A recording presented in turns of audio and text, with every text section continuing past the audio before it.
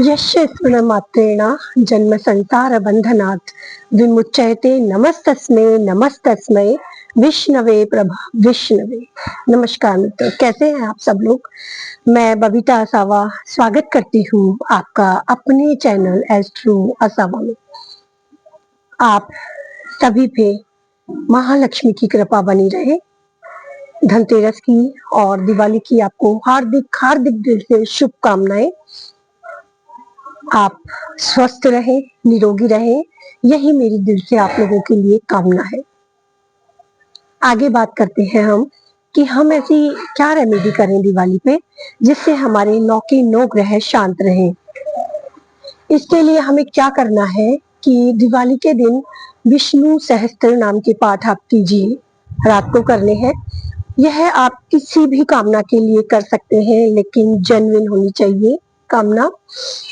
बाकी आप वैसे रोज के लिए करना चाह रहे हैं, विशेष कामना के लिए मैं आपको बता रही हूँ कि आप 3 महीने आप ये पाठ करके देखिए। आप खुद बोलेंगे कि वाह मैडम, आपने कितने अच्छे पाठ बताए हैं। लेकिन इसमें शर्त एक है, एक तो श्रद्धा से करना है, दूसरा यह है कि जैसे सपोज कीजिए आप किसी के स्किन की प्रॉब्लम है, किसी का व्यापार नहीं चल रहा है, या कोई ईएनटी संबंधी किसी की प्रॉब्लम चल रही है, तो आपको यह पाठ बुधवार के दिन करने हैं। और जैसे कि सपोज कीजिए आपने सुबह 6 बजे शुरू करें, तो आपको नेक्स्ट बुधवार को भी 6 बजे ही करने हैं। वैसे अगर रोज भी करना चाहे तो आप कर सकते हैं, लेकिन मेरे पास कई क्लाइंट ऐसे आते हैं, वह एक ही बात बोलते हैं, मैडम इतना टाइम नहीं मिलता है। तो मैं मेरे ऐसे मित्रों के लिए बोलूंगी कि आप हर बुधवार कीजिए, लेकिन टाइम का ध्यान रखिए। जैसे 6 बजे आपने शुरू किया तो नेक्स्ट बुधवार आपको 6 बजे ही करने हैं, पूरी श्रद्धा के साथ, तभी फल मिलेगा। किसी को एजुकेशन के लिए करना है, किसी को विवाह के लिए करना है, कर्जा मुक्ति के लिए करना है, या असाध्य रोग कोई है उसे दूर करने के लिए करना है, तो ये अलग अलग तरीके से अलग अलग दिन में आपको बताऊंगी। आप फिर से कमेंट में पूछ सकते हैं कि मैडम किस तरीके से यह पाठ हमें करने हैं।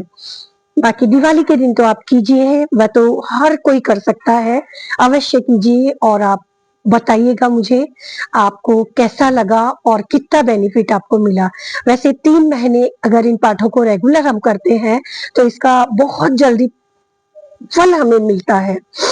यम यम चिंत यते कामम तम तम प्राप्तोति निश्चितम। यह एकदम सत्य है, सत्य है, सत्य है।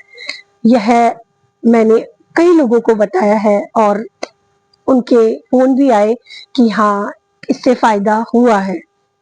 बाकी मैं आपको एक बात बताना चाहूंगी कि यह जो पाठ है यह लिए गए हैं महाभारत पुराण से।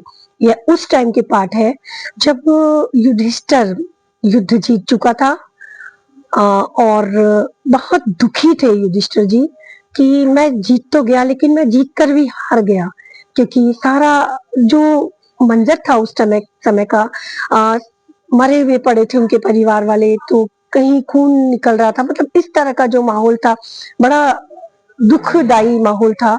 तो यह देखकर वह बहुत दुखी हो रहे थे कि मुझे राजा नहीं बनना, ऐसा राजा बनने से क्या फायदा जो जिसमें मेरे परिवार का ही नाश हो गया। वह यही इसी कश्मकश में वह गए भीष्म पितामह जी के पास।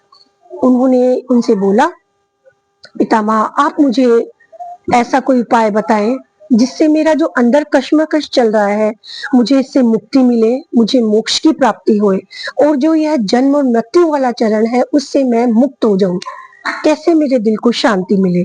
उस समय भीष्म पितामह ने युधिष्ठिर जी को 1000 विष्णु जी के नामों का स्मरण दिलाया या उन्हें बताया कि आप यह कीजिए, और वाकई उन्होंने किया।